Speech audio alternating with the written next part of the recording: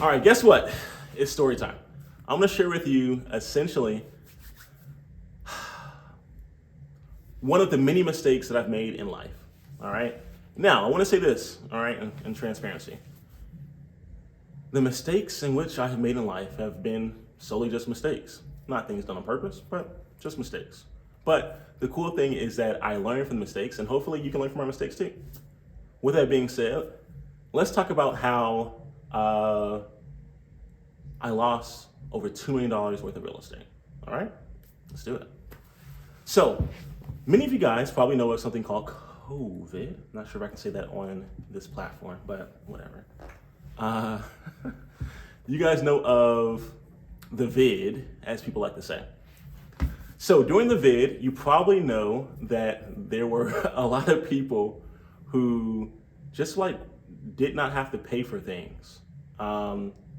So as a landlord, I had a lot of tenants that were not paying rent. Now here's what's crazy. In my local area, there eventually became this program. I want to say through the city or through the county. I don't know, but there was this program in which they at first started paying tenants directly to begin to pay their landlords. Sounds crazy, right? So imagine this. Imagine you own a property. Let's call it a rental property, and let's say you have one tenant that lives in that rental property. Let's also say in a perfect world, that tenant pays you rent, right? Market value rent, whatever that might be. Cool. All those things sounds pretty cool. Makes sense. Imagine that a global event happens and the tenant stops paying rent. And the tenant knows that they can stop paying rent because there's no repercussion of them having to move out. You know what I mean? No evictions. And so that happened. So months are going by where the person doesn't pay rent and you don't receive any payments. And so as a landlord, if you have what's called a mortgage on those properties, guess what you got to do? You got to pay those mortgages. There's no way around it. The buck literally stops with you. All right.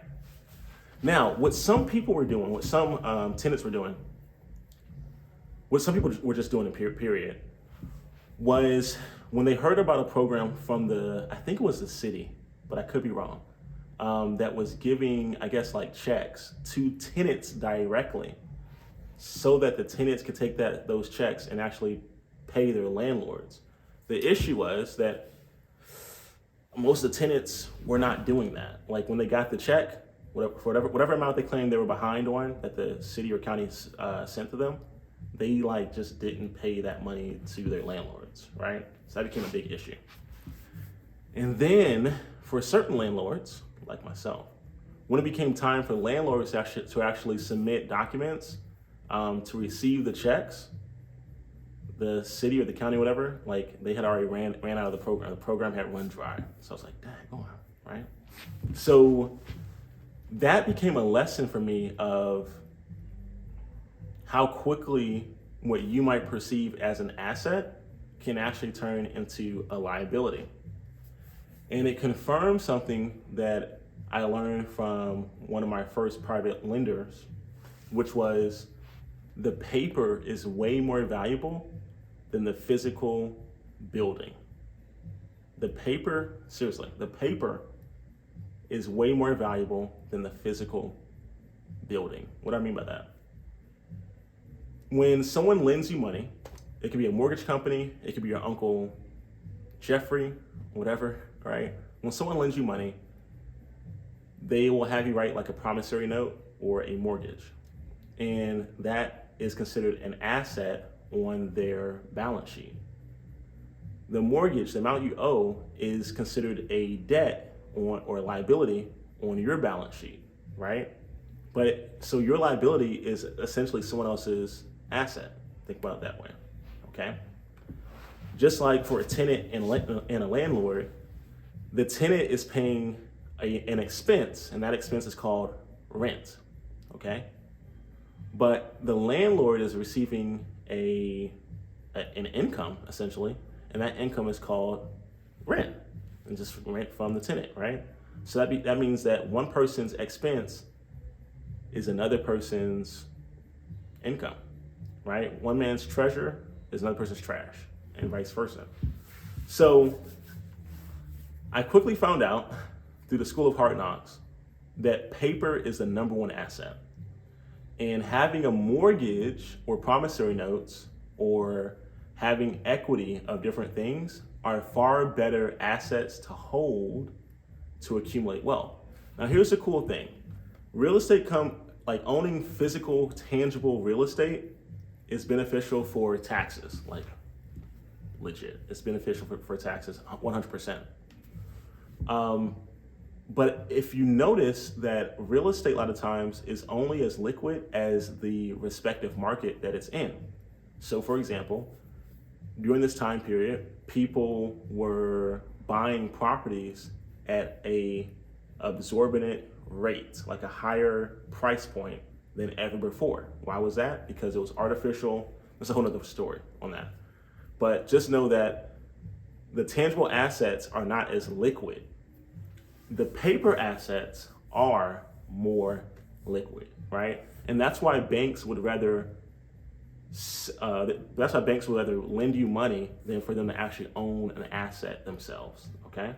Because if they lend you the money to buy a building, the building for the bank is an asset and it's collateral. It's now collateral that if you default on that, they take it back. And that is essentially what happened to me. So when I wasn't able to pay those mortgages, guess what? I lost those properties. Now, let me tell you another mistake that I made.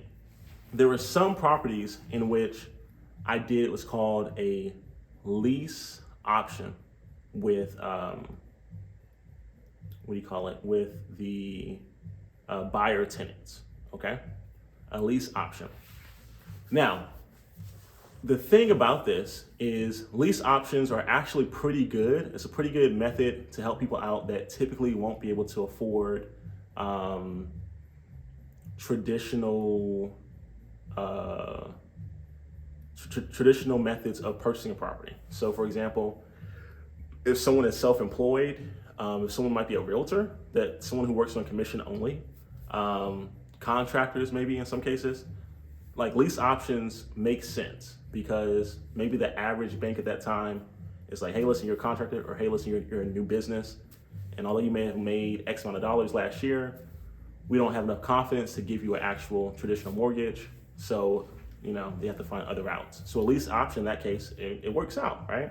It can become beneficial for them.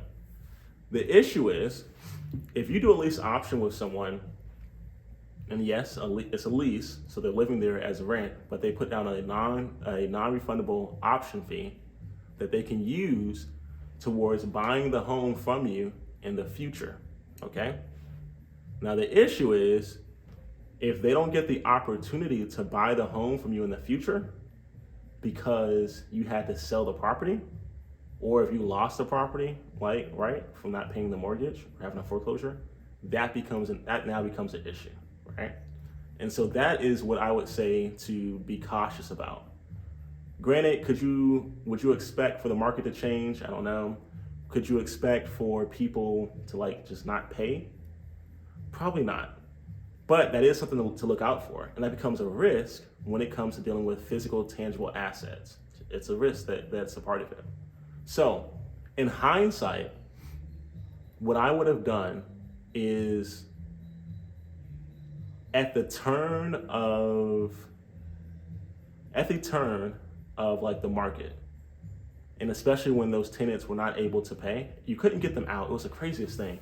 You could not get these people. You couldn't get these people out of the properties, man. It was crazy. So what I think would have been better, it was hard to get them out. As a matter of fact, I actually did attempt to sell some of the properties during this time period, but then there became an entire issue with the tenants not wanting people to actually view the homes or the properties, and then that became an entire ordeal. It was tough. It was horrible, actually. It was disgusting. But in hindsight, what I would have done is I would have acquired less real estate and acquired more paper assets, like more mortgages, right? More equity agreements, and I would have put those agreements into particular vehicles that are more sturdy. All right, we'll talk about that in another episode of those types of vehicles that I've used. Okay, but that's what I would have done. I would have done it in hindsight. I would have changed that up. I would have purchased less real estate. Now, here's a cool thing, and it's so interesting. So like, I know a lot of you guys, if you're new, you're looking at things like Bigger Pockets, you're looking at things like, I don't know, Grant Cardone, et cetera, et cetera. And everyone is saying, hey, listen, go for bigger assets, buy an apartment building, buy an office building, et cetera, et cetera, et cetera. Now, let me tell you this. That's great, right? All that sounds good. But if you need to have a quick liquidity, what they call like a liquidity event, AKA you need to sell something fast, the amount of buyers in a pool for when it comes to, let's say, an apartment building or even an office building is smaller than the amount of buyers for like a house, okay? Now, granted, all these things play a role in like location and usage and the type of property, but if all things are the same, there are less people that are buying apartment buildings, and there are more people that are just buying homes. So there's a bigger pool of people that are able to purchase a home than to buy an apartment building, meaning that the timeline to quote unquote have a fire sale for your apartment building is probably gonna be a shorter timeline. It's gonna be like, a longer timeline, right? There's like less people just available. So yes, can you still sell it? Yeah. Did that happen? Yeah. But it took a longer period of time. And keep in mind that the way that numbers work, the way that finance works, all that stuff, is the clock ticks, so you end up owing more every single day. Every single day. It occurs every single day. So in hindsight, what I would have did, man, is I would have still purchased real estate, but I would have purchased less. I would have purchased enough real estate for the tax benefit per year, right, to offset the income and the tax liability. And then I would have purchased more paper assets. That's what I would have did, 100%. I would have purchased a lot more of the paper assets, all right? Now, let me say this. For me, I'm not saying more paper assets of like I'm not saying 50-50, like stocks 50 or whatever else. I would have said something more like equity in small businesses. A little bit in stocks is always fine. That's okay. Just have like quick liquidity. That's fine. But then just to purchase more when it comes to mortgages, because you can flip the paper. You can sell a mortgage from one investor to another. Like there are investors that buy mortgages. Okay, that's a real thing. You can also sell a mortgage. You can actually discount it, so you can actually have a fire sale. Let me give you guys an example. Let's say that you're the lender. You own a mortgage that's $100,000, right? And let's say you need to have some quick liquidity. Now, you have $100,000 into this deal, but you want to sell this very quickly. You understand that if you sell it for very quickly, you're going to get less for it, but you can do that. So you can now, when you sell it to another investor, you can actually discount what you would sell it for to that other investor. Let's flip that on the other end. Let's say that you own an investment property and you have a $100,000 mortgage, right? And you want to sell it very quickly. Well, guess what? You can't go less than what your mortgage is owed. You guys got me now? Like you can't go to a prospective buyer who wants to buy your property and say, yeah, man, I want to get out of this property. I owe 100 grand on it. That's what I owe the bank, but I'm willing to sell it to you for $70,000. Like the bank's not going to let you do that. As a matter of fact, if you do that, the bank's probably going to tell you to bring some money to the table, right? But if you owned the mortgage, like if you were the lender, right, and not the borrower, you could discount your paper and you could sell that paper to others for quick liquidity. All right. So I hope that makes sense. I'm not sure if that makes sense for everyone, but I really hope that makes sense, because that's the power of owning paper. And that's why banks and hedge funds, they spend a lot of time trading, they call it trading mortgages. That's why they have, honestly, mortgage-backed securities, right? Mortgage swaps, because that's what they're doing. They're, Bank of America, for example, Bank of America may have lent you $500,000 on your home, right? So now you have a mortgage. But Bank of America probably sold that mortgage to, let's say, Wells Fargo for not $500,000. They probably sold it to Wells Fargo for a quick $400,000, right? So now Bank of America is now have cash of $400,000, and on and on and on. And then the Wells Fargo, if they wanted to, they could sell that to someone else for $450,000, and it goes on and on and on, right? You can do that. You can discount that paper because you essentially have that paper tagged to an asset whose value is not actually fluctuating as quickly as you can make your mortgage paper fluctuate. Like, your mortgage can change based on your amendments and your writings, right? The property values cannot change that quickly, right? You have less control over that. In addition to it, let's go back to the example of the $100,000 mortgage. Your mortgage might be $100,000 that you owe Bank of America, but on Bank of America's balance sheet, it's an asset, and it's not an asset of $100,000. It's an asset of $100,000 times whatever interest rate, let's call it 5%, times over 30 years, like 30 years amortization, right?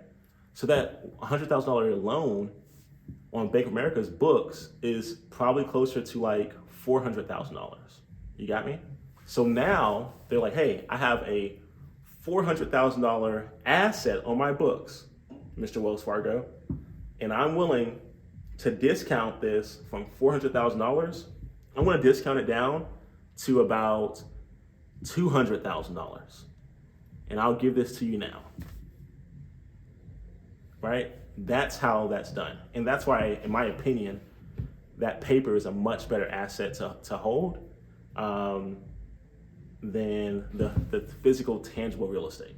And if you think about it, for those of us who have ever done a wholesale deal, a wholesale transaction, you'll notice that with a paper transaction and with pen and paper, you can make more money wholesaling a property within a couple weeks than what a home flipper makes being 5 or 6 months into a deal. Okay? And that's a legit thing. So just food for thought. All right? So nonetheless, I hope this helps. Hope you guys have been able to learn from my mistakes. And I hope you guys many, much more success in your future. Hope you found value in this. Hope this is valuable. Hope this helps you. And I'll see you guys on the next one. Peace.